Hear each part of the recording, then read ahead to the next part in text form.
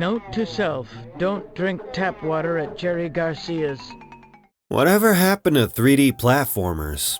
I feel the same way about the stealth genre. It's like they're all hiding out somewhere, and I find that strange because when I was a kid, it felt like half of the games that came out were 3D platformers. Every time we'd ride over to Blockbuster to rent movies for the weekend, I'd run straight to the games corner and start browsing the shelves for a new game to beg my parents for, and 9 times out of 10, the games that I'd pick were the ones that had fun-looking characters. Back then, you didn't have a games journalist there to hold your hand and tell you every game's a 7 out of 10. All you had were your eyeballs, and the only thing you could base your purchase around was which games looked the most fun to play. 3D platformers were those games. These were the mascots. We didn't buy these plastic boxes for pretty graphics. We bought them for the Marios, the Sonics, and the Bandicoots. During this time, I remember playing games like Rayman, Gex, Spyro the Dragon, Banjo-Kazooie, Conker's Bad Fur Day. I even remember playing this game called Rocket, Robot on Wheels, and my god is this game underrated. Which sucks because I would have loved to see a sequel. It was made by some small studio called Sucker Punch. Wonder whatever happened to them. Anyways, all the way into the early 2000s, 3D platformers were still getting released pretty consistently. I remember Ratchet & Clank being one of my favorite games on the PlayStation 2. After that though, I didn't play a single 3D platformer until the Super Mario Galaxy games on Wii, which was like almost a decade, holy shit. And the last 3D platformer I played before the Nintendo Switch was Super Mario 3D Land on the 3DS. So what happened? Well, I have a few ideas. The main one being that I think its games just started getting bigger. This was before open world fatigue and every company was trying to be like Minecraft and Skyrim. A lot of games just became open world RPGs with crafting mechanics. Just type that into Steam and see how many results you get. It's actually kind of dark if you think about it for too long because we don't get a lot of dedicated stealth games or hack and slash games anymore. They've kind of been sucked up by the open world action adventure games. The only remnants of these games left are shallow stealth and combat mechanics. Man, I just love crouching around in waist-high grass and doing the same 3 to 4 hit combo over and over again, except this time with slightly better stats. But when you really think about it, a lot of these 3D platformers back in the day were collectathons. They almost felt like tiny open worlds. And what's a common complaint that people have with open world games nowadays? Yeah, it's that they're bloated and shallow. But things became a lot more interesting though late into the 8th generation of consoles. During Xbox and Sony's battle of the 4K, Xbox with their new Slim model and PlayStation with their new Pro model, Nintendo announced their new console. Wait! What? You feel that? Yeah? New Strong Guy dropped. Wanna go see? Yeah, I do. Yay! See? I do know you. Shut up and give me a sensu bean. You got it, best buddy. Too bad we couldn't finish our fight, though. I didn't even get a chance to whip out my new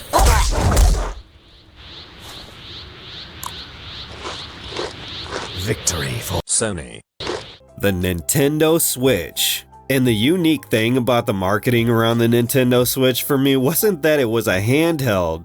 It was that Nintendo actually showed us examples of video games being played on it. I know, stark contrast from Sony and Xbox. I mean, their hardware reveals consist of sweeping cinematic shots of their consoles just floating around in the void. When Nintendo Switch released, I bought this thing for one thing and one thing only. To play The Legend of Zelda Breath of the Wild, a huge open world RPG with crafting mechanics. Yeah, I know I'm part of the problem. But Zelda wasn't the only thing that was big that year, because it felt like for the first time in a long time, 3D platformers were back. Nintendo released Super Mario Odyssey, And if Minecraft and Fortnite aren't already solid enough evidence for you, Nintendo was proving once again that people didn't care about realistic graphics. Super Mario Odyssey was fun distilled down to its purest form. And after a successful Kickstarter campaign that raised over $2 million, goddamn, a group of former devs that worked on the Banjo-Kazooie series released its spiritual successor to the Bird and Bear with Yooka-Laylee. Public opinion on Yooka-Laylee was mixed during its initial release, and I really couldn't blame people. The shoes it had to fill were massive. A Hat in Time, Crash Bandicoot Insane Trilogy, Super Lucky's Tale. 2017 was the year of the 3D platformer.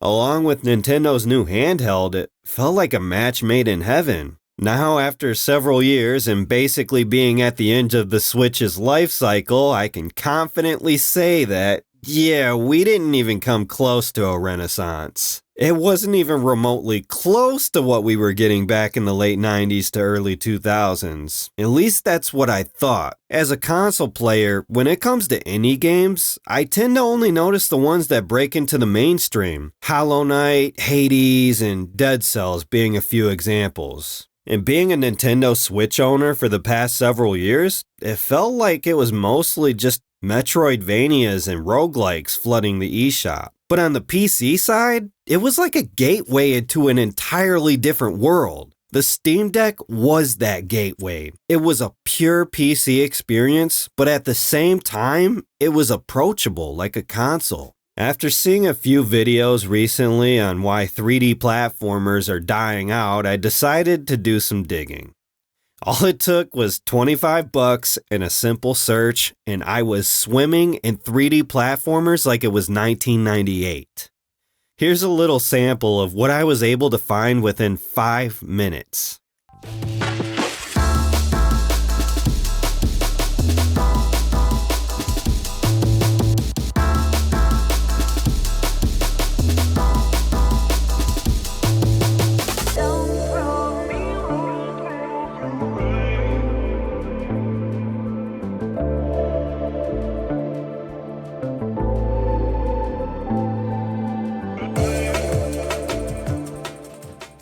So, are 3D platformers dying out? Are they hiding in the shadows like the stealth genre? Hell no! For my $25, I got 6 games. One of them was free, and I've been enjoying all of them so far. Let me give these games a brief mention, because as a fan of 3D platformers, these would have been some of my favorite games growing up, and they totally debunked the 3D platformers are dead argument.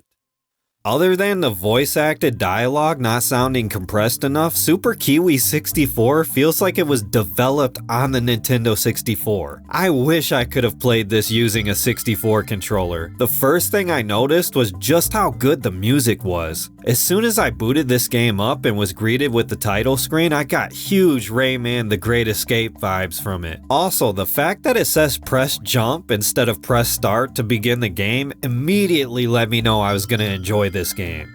Seriously, I cannot get over just how good this music is. I paid $3 for this. You play as this little kiwi bird wearing a backpack plane, and the whole gameplay loop pays homage to old school collectathons. You show me that this game wasn't inspired by Banjo-Kazooie, and I'll show you a liar. The movement in Kiwi is really smooth too. Holding A to glide and climbing up walls using my beak made for some surprisingly fun platforming that again does not reflect its price. What sucks about games this cheap though is that most people, including myself, ignore them because you'd assume they're more of a demo than an actual game. But I'm so glad that I ignored my bias and bought this game because for a few hours, I felt like I was transported to the late 90s, imagining myself as a kid sitting crisscross on the carpet in front of the TV. That was just the first game I played. I had 5 more to go and I'd already felt like I'd got half my money's worth. The next game I played was Pumpkin Jack. And like I said before, some of these games are completely new to me, so if it seems like I'm late for the party, that's the reason why. Pumpkin Jack is the reason why I want to see more linear games. It's focused and has incredible pacing. Seriously, 1 minute you're speeding across roller coaster tracks on a minecart, and the next minute you're chilling out and doing a short little puzzle section. When I think of linear games, I don't think of games that slow down to a snail's pace to force feed you the narrative. I think of games like Pumpkin Jack. Just a short little 3-minute puzzle to let me wind down from all the action, and just before I have the chance to get bored, it's back into the action with an epic boss fight. I was not expecting to have this much fun with these boss fights, by the way, considering how basic the combat mechanics are. I found out that this game was made mostly by one person, and the level of quality here is something you'd see out of a AA studio. Everything from the level design, music and set pieces, to the dialogue and storybook-like cutscenes feels incredibly premium. The fact that I picked this up on sale for a few bucks alongside Super Kiwi 64 is already worth my $25 spent, but it gets even better from here. Pseudo Regalia is the Metroidvania that we never got on the Nintendo 64. I can't believe this game went under my radar because usually I'm pretty good at sniffing out Metroidvanias. On the surface, it's your usual explore, find new abilities, and unlock new areas, but unlike other Metroidvanias, it doesn't feel like there's an invisible hand guiding you to specific areas. I truly felt lost at times, and I didn't know whether I was on the right path or if I was sequence breaking or something. Luckily, the game isn't too large, so it wasn't long before I started expanding Sybil's moveset. I've heard a few people praise this game's movement system, calling it a speedrunner's wet dream, and they are not underselling it one bit. I got the same cathartic feeling chaining together ground pound jumps, wall rides, and dash jumps that I got as a kid messing around with Mario's moveset on the 64. This, along with the low poly aesthetic, eerie atmosphere, and dreamlike music, and overall vibe, makes it one of the most fun and unique games I've played all year. Orbo's Odyssey has to have one of the most bizarre art styles in a game that I've seen in a long while. Seriously, this entire game is one big fever dream. Your character Orbo is locked inside of his company's office along with his coworker Peebs, and because they have no arms, they can't get the door open, so you have to go on an adventure to gather parts and construct one in order to open the door so they can finally clock out and go home. The main gameplay gimmick of this game is that Orbo has the ability to shoot himself around these levels like a bullet. It's as if they took the launch pads from Super Mario Galaxy and turned them into your main source of movement. After seeing the game trailer, I thought it was going to be something akin to the 3D Sonic games because of how blistering fast it looked to play. But when I got a hold of it, it was another throwback 3D platforming collectathon that just happens to be blistering fast. One thing that I always found disappointing in the 3D Sonic games was that I never felt like I was in total control. Even as far back as Sonic Adventure 1, the levels would always find some way to railroad you to the track, but in Orbo's Odyssey, you can instantly go full throttle and then stop on a dime, always maintaining full control. And when you get comfortable with the gameplay, you start to feel like a speedrunner. This is definitely the kind of game that I can see myself replaying over and over again. Corn Kid 64 is holy shit. Indie devs must be nostalgic for Nintendo 64, and please keep making them because I'm in heaven right now.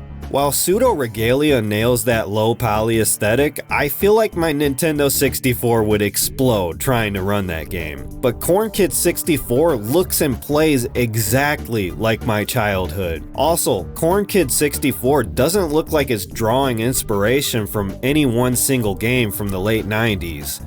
I could tell right off the bat that Super Kiwi 64 was drawing inspiration from Banjo-Kazooie, but Corn Kid 64 truly looks like its own thing. The only game that I could really compare it to is probably Conker's Bad Fur Day because they have a little bit of the same humor. The music and the screen filter give this game a trippy vibe to it, and the Goat Kid protagonist reminds me of the classic mascot characters from the past. I could definitely see myself pulling this off the shelf at Blockbuster as a kid. The level design is super vertical and the movesets you have from the very beginning are far from basic. This game is awesome. I love the controls, I love the wacky characters, and it just makes me want more of these 3D collectathon style games. The last game I played was the Big Catch Tackle Box, and I feel like words do not do this game justice. So instead, just watch this and tell me what you think.